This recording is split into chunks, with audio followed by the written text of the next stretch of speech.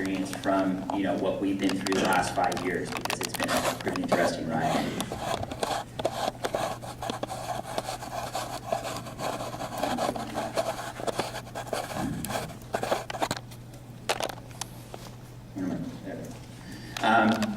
So just a little bit of background on myself. I was born and raised here in Orange County, Laguna Beach to be exact. And you know, growing up, I spent a lot of time surfing, skating, was around a lot of influential people, you know, that was fairly iconic in this industry. So we had, you know, Stussy was founded in Laguna.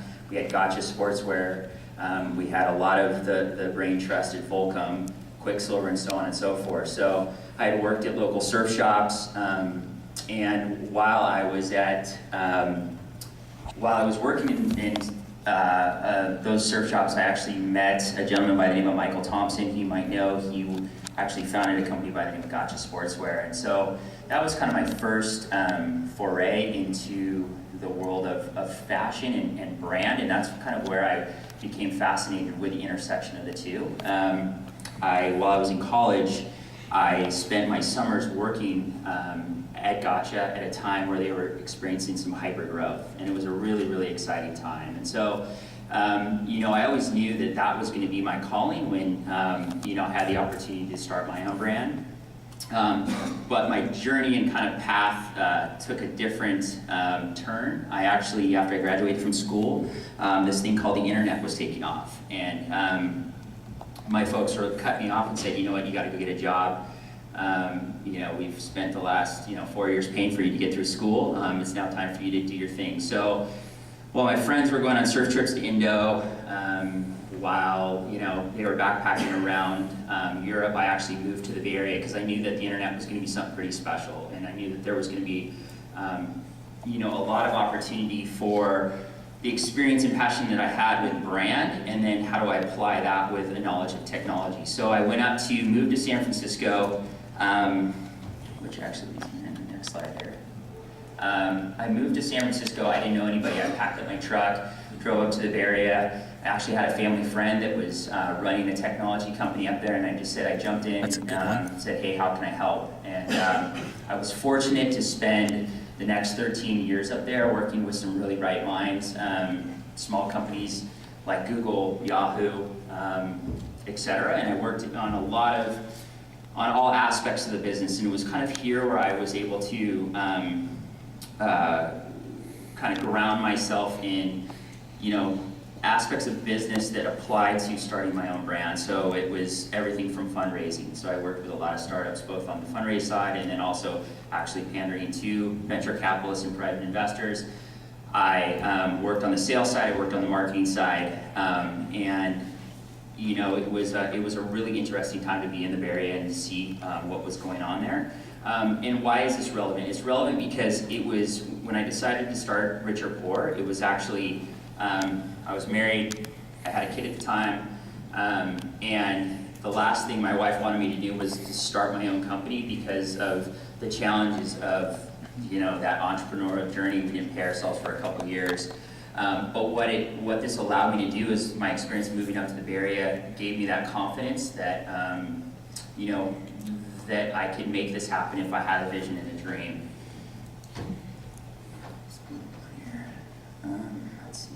So, a little bit of kind of advice along the way that I think is applicable. So, you know, as we look through kind of business and the journey that Rich or Poor has had, one of the things we found is a lot of the relationships we established along the way actually benefited, you know, from a financing side, from a design side, creative side, and you know, we constantly worked on maintaining old relationships and building new. I founded the company with my business partner Eva Pauling, and she came from the world of fashion, had some tremendous resources and relationships out in New York that were beneficial as we started to lean on accounts to kind of get product placed. So, you know, advice there is, you know, be nice to people, don't burn bridges. This industry's small. You know, you never know who you may need to lean on, you know, in certain situations, especially when you're starting your business. Thing about experience, you know, I think launching Richer Poor it was a lot about timing, right? We launched Richer Poor in 2010. We were coming off the economic hangover. There was still a lot of propensity to buy product. People didn't have $200 to spend on a pair of bedazzled jeans at the time. So, for $12, they could buy a pair of socks, roll up their jeans, throw a white Hanes t-shirt on and still look pretty fly. So, much of our success was based on timing, but it was also about experience. I mean, I have spent, a lot of time, working in different aspects of business that kind of helped me drive, through some of the challenges that we've had as we've grown this business. From, marketing, design, branding, finance. I think some advice there is always keep an open mind. Things change. So you have to, be willing to adapt and be, fluid. Being an entrepreneur is you have to be half crazy. And so I think that, it's important that, you lean on your experiences that you've had in the past and try to apply them to, what the kind of the success that you're driving towards. Let's see here. Keep digging. So Richer Poor, when we launched, we had an idea. We wanted to start a sock brand. We wanted to start a sock brand at the same time, small company like Stance did. They've done a tremendous job in the space. They raised $155 million. We started with $30,000, so we took a different trajectory. But what we knew that, the margin structure of socks was strong. We knew that, there was a business model there. Happy Socks was the only game in town at the time, and so we either knew that it was going to be a great idea or, we were going to flame out. So we kind of investigated where we can get things made. We thought everything could be made in LA. We quickly determined that everything can't not be made in LA, socks specifically, so we called on Google was our best friend. We got a hold of a guy by the name of Dan St. Louis, who is out in North Carolina, where it's the hosiery capital of the US. And he kind of helped guide us through the manufacturing process. It was through just continuing to be persistent and ask questions and mine information that we were able to become essentially experts on sock manufacturing, hosiery manufacturing, and it was something that was learned. It was learned, through just sheer perseverance. Get comfortable with doubt. You will fuck up. I mean, I think this is kind of a consistent theme throughout, the last 6 years of Richer Poor. We doubt ourselves every day. We doubt, have we put the right product in the market? Did we do the right trade show? Did we hire the right employees? And I think that you just have to get comfortable with it. And some things will work out, others, won't, but you have to, continue to not beat yourself up and make sure that you keep your eye on the prize and you keep focuses. What are your goals? With respect to Richer Poor, when we started, we didn't have a lot of resources. We found a guy that was coming out of Long Beach State who's a really talented graphic designer, and so he was kind of the Swiss Army knife for the brand, and we brought him in to help with everything from design, packaging, production, and it was really, for us, that was kind of the impetus for, then determining, okay, we can go back into Long Beach State. They have qualified kids. We can find young resources that are willing to hustle, and that's what we continue to do. Let's see. Know your market well. We spent a lot of time researching the market, looking at the players in the market, and where we would sit in the market. You will be, essentially you will be asked, how you compete against Stance, how you compete against Happy Socks, how you compete against some of the other brands in the space.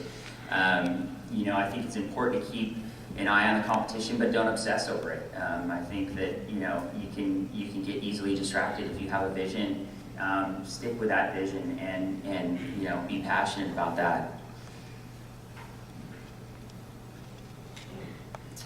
Making reasonable hires. So this is kind of an interesting one because when we started, we didn't have a lot of resources. And so I think, you find people that will work for the business at that time. And as you grow and you have more resources, you start to get more specialists in for marketing, merchandising, production, so on and so forth. but you don't need to spend those resources out of the gate. It's really about finding people that are that Swiss Army knife or multifaceted that can kind of help do a lot of different things initially.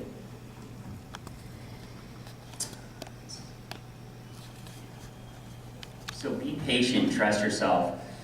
I think for every Herschel out there, there's, brands like ours, or there's, brands like Vans, for example, who are built over, years and years and years. And I think, we all focus on these anomalies of brands that have had this really steep trajectory, and, that's not the reality for most brands. So, if you have this vision, it takes time, it takes being consistent. I think that's the most important thing is to deliver a consistent message into the market.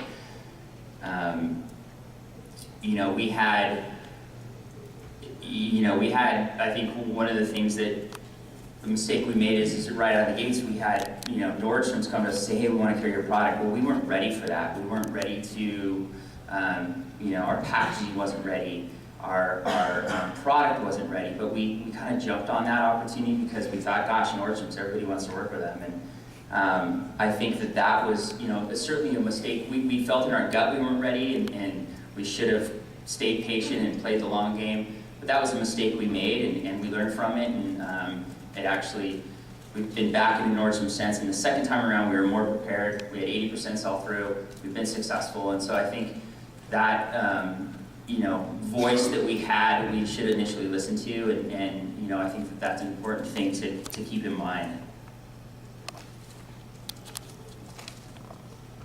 So be scrappy. I think this is something that, we talk about a lot. I think it's, we spend a lot of time with our manufacturers. We spend a lot of time with our factories, our suppliers, and, we're always negotiating because even the more resources you have, you still have to maintain that mentality. You can't get comfortable and spend, money in ways that just maybe you just shouldn't, because it's this kind of mentality that's going to continue to allow you to drive and bring in more resources and focus on scaling your business the right way. So sacrifice and balance. I think,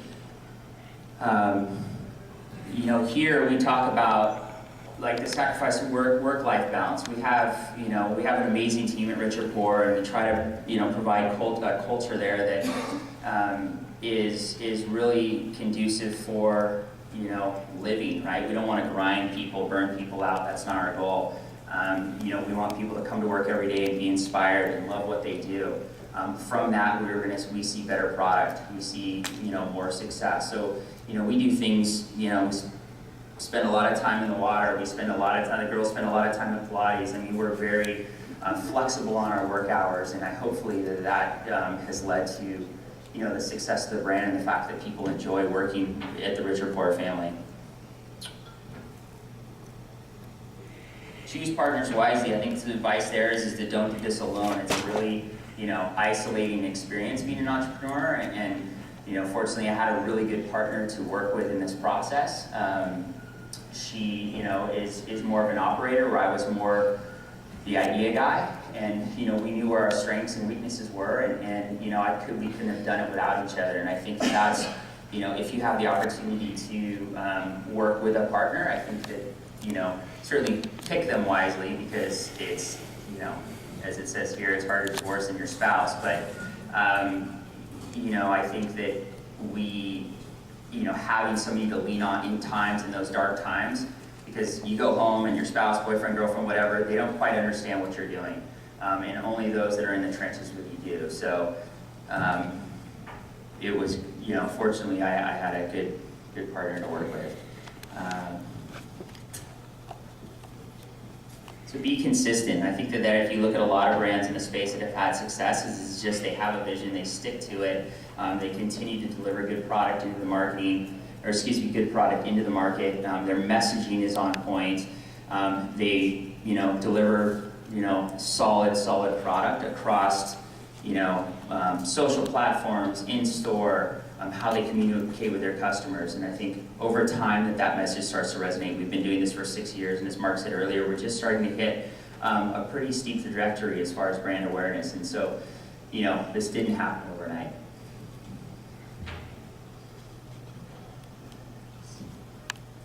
treat your people well, you know, and celebrate the wins. I mean, we spend a lot of time working on product and you know, burning the candle late, and I think that we also have to take a step back at times. And when, you know, we've been highlighted on Hypebeast, or we did a collaboration with the Hundreds, or, you know, we had a write-up in Inc. magazine, it's just to stop where you are when those things come out and recognize that, like, that was, you know, the result of a lot of hard work from a lot of people. And you know, I think it's really important to stop and smell the roses and you know, celebrate those wins and make sure that your team's included in that process. You know, again, it's about culture, rich or poor. We are a family. We love you know, what we do, and you know, hopefully people enjoy working for the brand and coming to work every day. So get back up to 30,000 feet. I think we can spend a lot of time in the weeds, focusing on the small, you know, details of getting ready for trade shows or you know, sales numbers. And I think, you know, from time to time, it's important. Some advice there is to kind of take a step back, take a day, you know, just to look at the health of the business, to look at, you know, what are some things that, you know, you may be seeing from a human resource perspective that you need to address, or you need to see from a product perspective you need to address, and kind of get out of the white noise a little bit and make sure that you spend time doing that. Because I think that it's when you get back to 30,000 feet is where there's a lot of powerful things that happen, and that's where truly where the magic happens.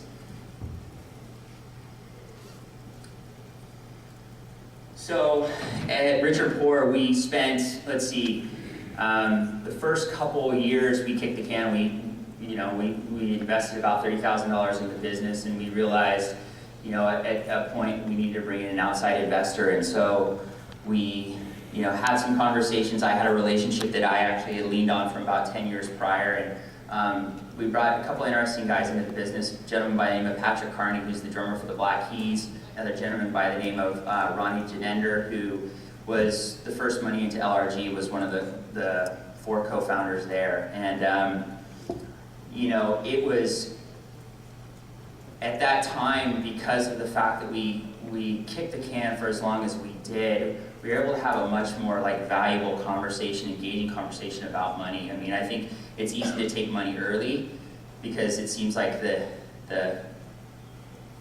most painless thing to do, but the longer you can get down that road without having to take outside financing, the better valuation you're going to get, period.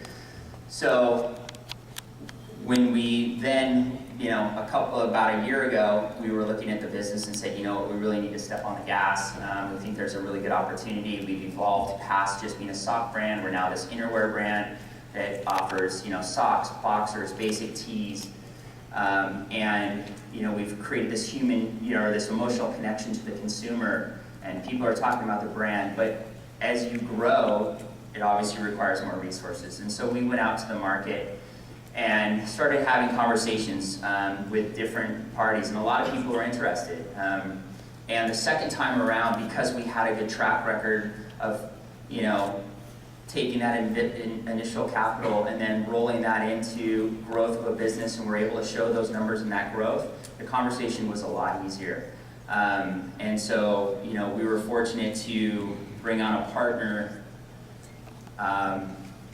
in the end of last year. So when we looked at the acquisition, and my pitch to a lot of investors and VCs was, hey, we've Rich or Poor's created this emotional connection with the consumer. That's something you can't build in a Stanford dorm room somewhere. You can't build in Silicon Valley. What you can build in Silicon Valley is you can build scale. You can build, you know, if I spend $1 online, how do I make 2? But you can build this emotional connection. We looked at the market and said, you know, if we were gonna, the type of money we were gonna bring in, who would we want?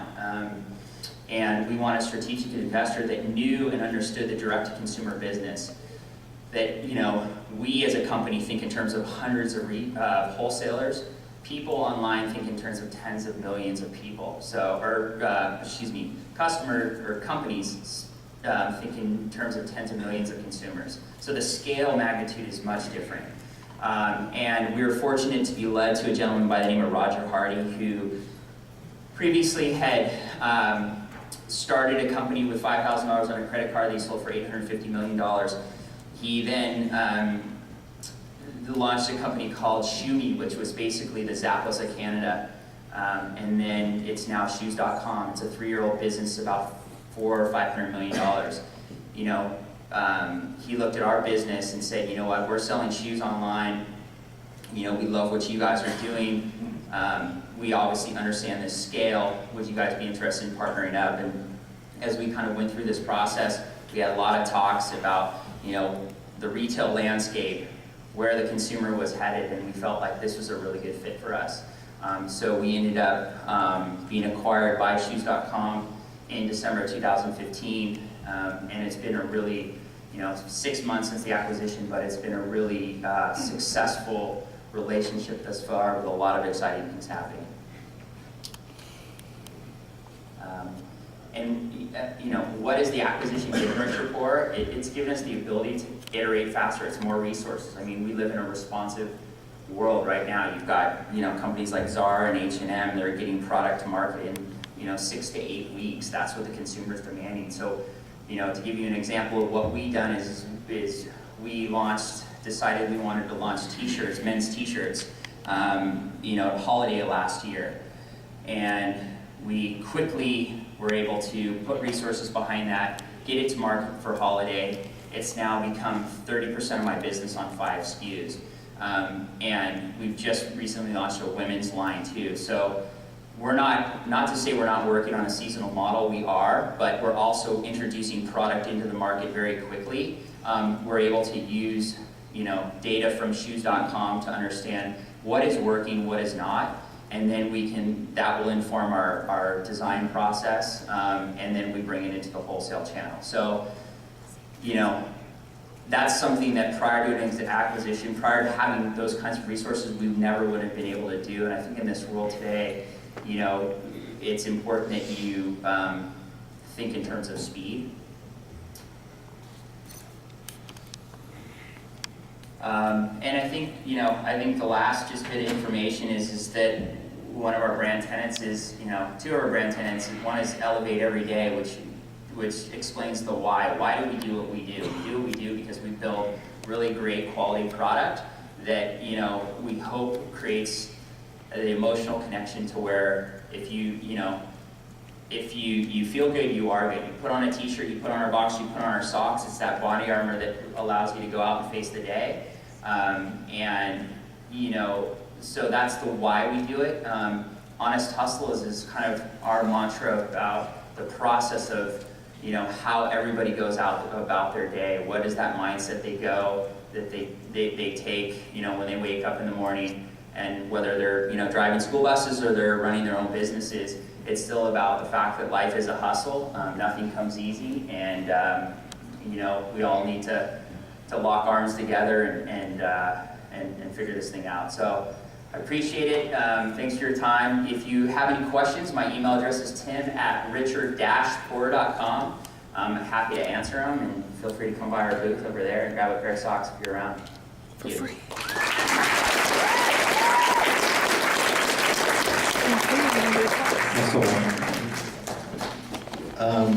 All right, so we're going to jump into our next speaker here in 1 second here, but first of all, how many of you have a Snapchat account? How many of you actually use it for your brand?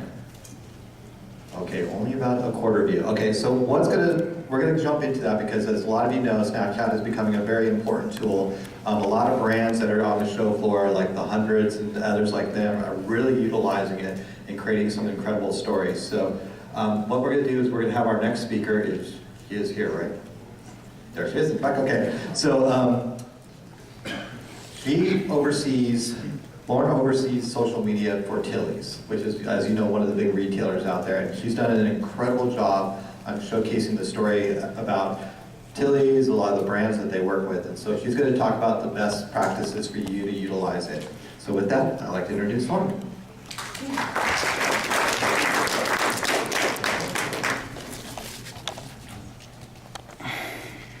Hi, everybody.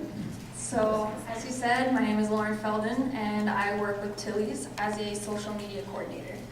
So I'm glad he asked all of you who has Snapchat accounts and who uses it for your brand, because I'm here to tell you why a brand should have a Snapchat account. This might be a little confusing if you don't have a Snapchat account yourself, so I encourage you to download it, and it will make a little more sense after you use it if you don't have an account. One of the first things to think about is some of the stats. So there's over 100 million daily users, which is pretty insane, and 60% of those users are 13 to 25 years old. I know for Tilly's, that's our key audience, and I'm sure it's your key audience as well. And on any given day, Snapchat reaches 41% of all 18 to 34-year-olds in the US. That's something that's huge. I mean, and of those people, 700 million snaps are being sent per day. So what all of this says to me is that Snapchat is important and it's relevant, especially to our key audience. And if that's where your fans are, then that's where you should be too. So then we should consider, why is Snapchat even popular? Why are all these people on it and using it so much? First and foremost, it's fun. If you open up Snapchat, the first thing that it shows is the camera. And oftentimes it's pointing at yourself and you see a lot of double chins, and I mean, that's not that fun, but because it disappears, you'll still send your double chins to all your best friends. And that's great. The fact that it disappears is why we like it, part of why we like it. It's not your legacy. It's not always attached to your name. If somebody adds you on Snapchat, they're not going to see all of your double chins. So you have the control to send it to who you want, when you want. You have the control to look at people's stories when you want to look at it.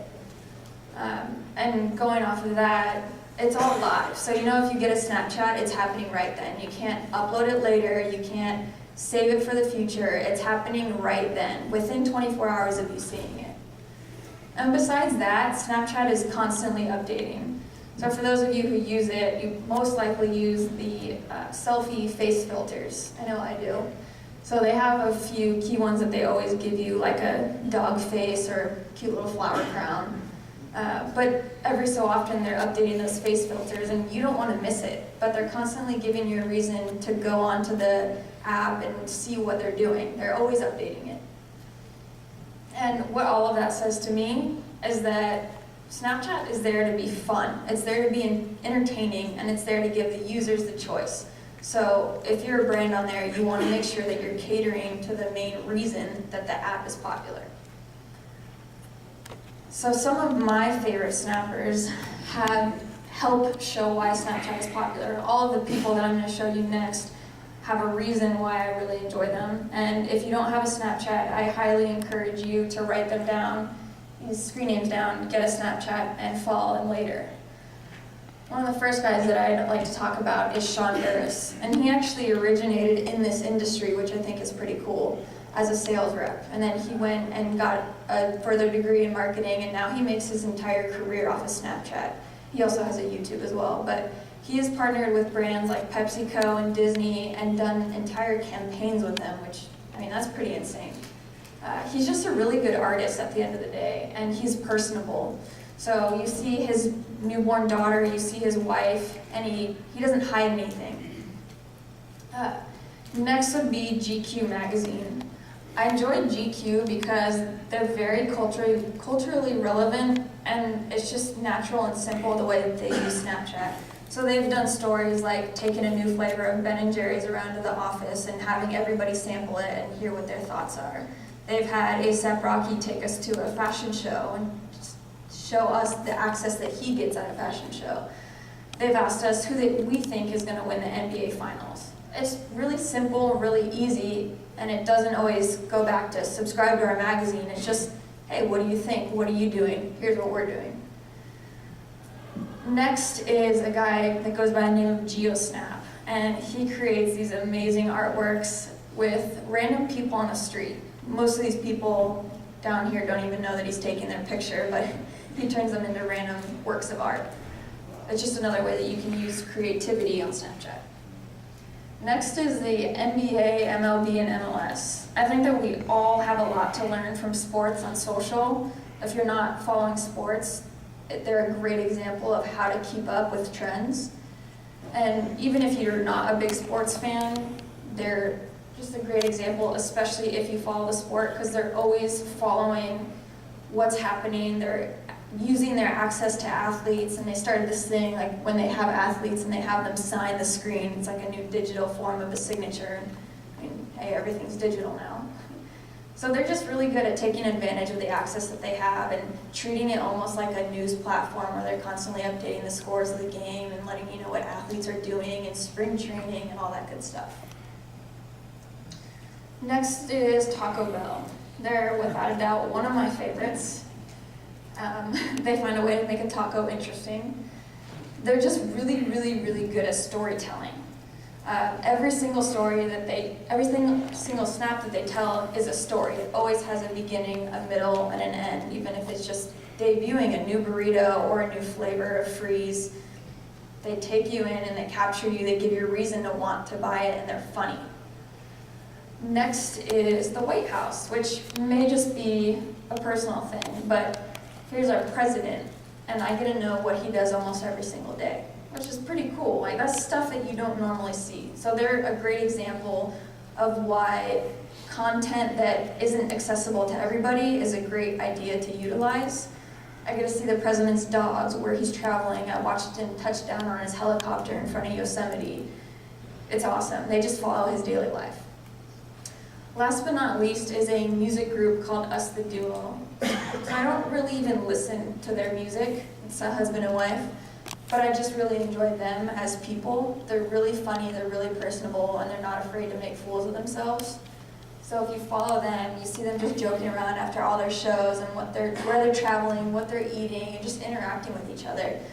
I'm a fan of their brand and them because of who they are, not even necessarily because of their music. So it's a great example of how personality can really tie in everything. So now that you've seen some of my favorite Snapchatters, bring it back to the brands. Some of my favorite retailers doing Snapchat are these guys. First and foremost, Everlane. If you've never heard of them, follow them now. They are great. It's a little fashion brand based up in San Francisco, and they have two people running their Snapchat. That's Red and Isadora. They are the face of the Snapchat. They're just in charge of social media, and they're really funny, and they utilize all of the tricks that Snapchat has to offer. They're constantly being creative and finding new ways to tell a story, which is very, very hard. But I love seeing them. I've been introduced to them. The brand lets them use their personalities to talk about the clothes and why it matters and what they're doing.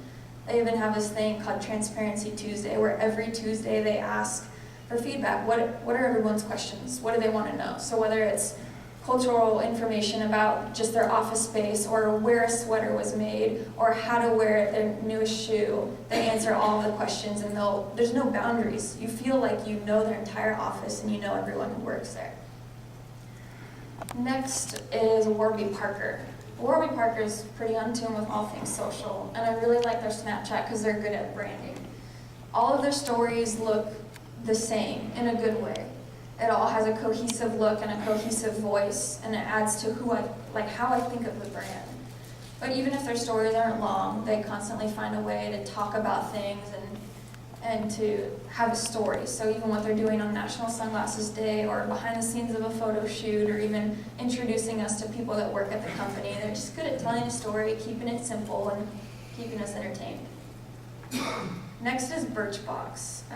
Birchbox is really good at social as well, and I enjoy their Snapchat because they know what it's good for. They do reviews of all of the products that are coming up. They give us sneak peeks of the boxes that their people the mail subscriptions are about to get, and they also tell us more information, or where to get more information. So in the beauty industry, it's really big to have reviews of all this stuff. Next is Free People, and a big reason that I like them is because their office is really pretty. When you work in an office like theirs, it's pretty easy to make the surroundings look good, and they show us around their entire office. They introduce us to all the people that work there, and so I feel like I know the people that work there. They'll ask them questions, joke around with them, play pranks on them. It's really fun and lighthearted, but they'll introduce us to the models and all that good stuff. So now, you guys know my favorite Snapchatters, you know my favorite retailers, and now we can talk about how you can use Snap. So I'm assuming all of you are tied to a brand, and I'm trying to tell you why you should use Snapchat. There's so many reasons more than are on here, but these are just a few of them, and I'll go over how you can use all of these reasons on your Snapchat. First and foremost is branding. Because Snapchat is so raw, you can't really put a filter on it, and it's live, it's a very authentic way to show your brand. You know that you can't fake it, there's no green screens, it's just your brand in itself, and you can go a lot deeper than a lot of other platforms. So it's a great way to tell a story about your brand. Next is for product releases. Anytime you have a new product coming out, it's just another platform that you get to show it on, but you can show it so much more in depth, like how you're wearing it, what to pair it with. Next would be personalization. So like Red and Isadora from Everlane, you get to put a face in front of a brand. So even if you don't want to have somebody narrating every single Snapchat, you don't have to, but you can show them who's designing their clothes, who's physically making it, where it's made. You really got to put a face to the brand, which is a great opportunity, and people are really responding to that. Next is transparency. So like I was saying with the personalization and showing them where it's made, when you're showing your audience who's making it and where it's made, then they know so much more about the brand, they feel this connection to it, and they feel, they know the quality and why they should be paying the money for it. It's a really good idea to show people that. Next is education. So like with a product release, it gives you an opportunity to show how you can wear the products that you sell, or maybe even a good way to watch it, or some tricks on what they can pair with it. Next is events. So a lot of people have big event parties when a new collection comes out, or they even have something like a blogger party where they invite bloggers to come and try on their clothes. And although those are only for bloggers, with Snapchat you can include everyone and make everyone feel like they're a VIP for the night. And along with events, there's something called geo-filters, which I don't know if any of you have ever tried, but Snapchat has made it really easy for anyone to create a filter. So if you go to snapchat.com, it's right at the top, and you can follow the instructions there. But so anytime you're having an event, you make a filter, and anybody who is in the area that you designated can see your Snapchat filter. And anything, when they post it and they use it, it goes out to all of their friends. So it's great. Now, how to be a good Snapchatter. First and foremost, as I learned from Taco Bell, tell a story. Don't leave your audience hanging and guessing. Make sure that you have a great intro. You want to know them, what you're about to tell them or why, or you want to hook them and give them a reason to keep looking. Snapchat works now where it has all of its stories in a line. So if you start watching one story, it just consecutively goes down the line and down the line. So you don't want yours to blend in with everybody. You want to know when they got to your brand and what they're going to be seeing. So make sure you have that beginning, that meat in the middle, and make sure you sign it out. Now, oftentimes I sign it out with an engaging message, something like, tell us what you liked, Snapchat what you're about to see, something where you're asking them for their opinion, because you never want to forget about your audience, right? But the most important part of engaging is the feedback that you're going to get. People are going to ask questions and they're going to screenshot things, and anytime somebody asks you a question, you want to answer them back. Snapchat is so personable. Just from my experience with Tilly's, whenever I answer somebody back, 75% of the time they screenshot it. They can't believe that Tilly's is talking back to them. Because it's just them. It's not a comment on Instagram. Everybody can't see it. It is just our message talking to them. And that's something really special, and that's not an interaction that you can have with your audience every day. So I encourage you, if you're using it, to reach out to your fan base. Some people even follow their fans back as soon as they add them. Next would be utilize features. So like we were talking about with the geo filters, or even just the face filters, that's what makes Snapchat fun. Use it, add text message, make yourself look like a dog. People will love it, I guarantee it. Just have fun with it, and that's the most important thing. So I've talked about all these ways that you can be a good Snapchatter, how brands use Snapchat, so I thought I'd do a little video of one thing that I've done with Tilly's.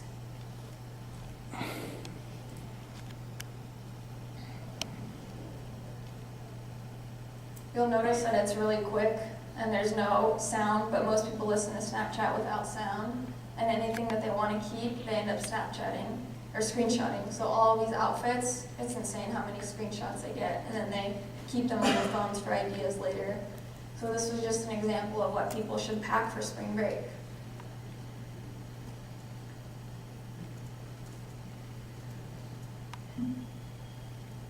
I work with some of our stylists in the building and give them feedback and give a reason to why they should listen. But yeah, at the end we ask them, what are you doing? We're not asking to say, what did you buy? What are you wearing? It's just, what are you doing for spring break? We want to know. We truly are curious. Because from Snapchat you can learn so much about what your audience is doing, even just by watching their Snapchats or having them screenshot things that you post or Snapchat you back. So with that, if you want to see more of what Tilly's is doing, and if you want to see a little trick, if you open up Snapchat and you have it now, and you take a Snapchat of this screen, or if you hold the middle of your screen, it'll add Tilly's. That's why you see so many of these snap codes around places, because it's almost like an old school QR code, except it's cool now. And you can just add Tilly's. So feel free to add us, see what we're doing. I'll be taking you behind the scenes of a photo shoot tonight. And that's all.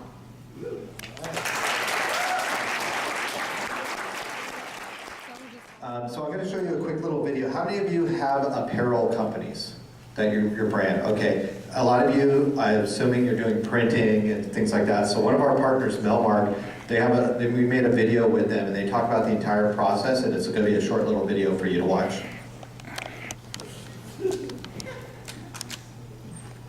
Everybody has a perception of how graphic t-shirts are made, right? And when they step foot in here, it completely changes their situation. They're like, okay, it's a different vibe just altogether. When they first come to me, they talk to me about, I'm buying my blank here, I'm getting my water base done here, I'm getting my whatever done over there. And the reality is the clients that come to us, they don't want to have to go to multiple resources to get their project done. Melmark has tried to simplify that process. We provide everything from trend and design to manufacturing the blank, doing the embellishment, and shipping direct to retail. We identify, what are we here to talk about? Are we here talking about growing a business? Are we talking about addressing something that's not going right in their business? Maybe the blanks aren't working well for them. Maybe it's the price that's not working for them. When that happens, we come in, we talk through the product, and it begins with the blank. Fit, color, price, all of that kind of stuff. From there, then we start to understand, okay, how are we going to manufacture this product?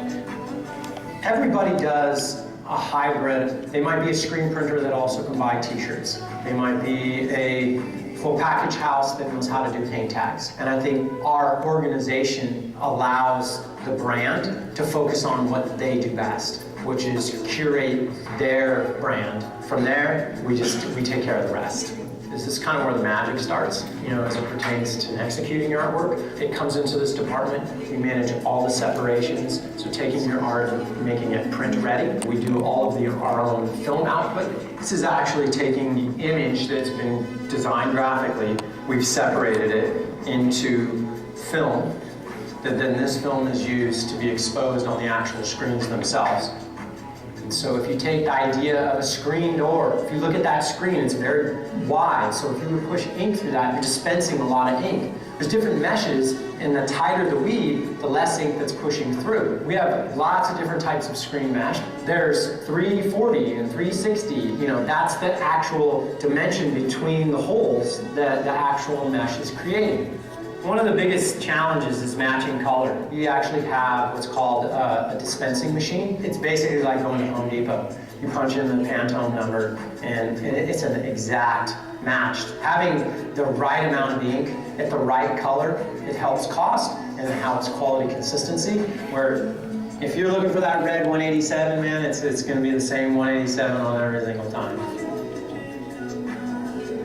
Emulsion is a type of chemical that's coated onto the screen that once you put the film to that emulsion area and it's hit with a UV light, they call that exposing, it actually leaves an impression on the screen. When you remove the film, the area that is actually the negative space, right, is going to be on the actual screen. So then you take that, you spray it out, throw some ink in it, and put it on the rounder.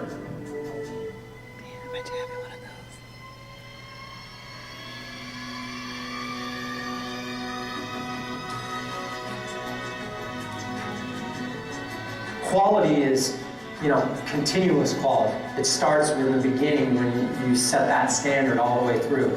We're shipping hundreds of thousands of shirts a week, so many different types of channels of distribution, from the action sports business all the way up to the mass market. We tailor it to your business and kind of pull it all together so that ultimately it's a one-stop shop for you.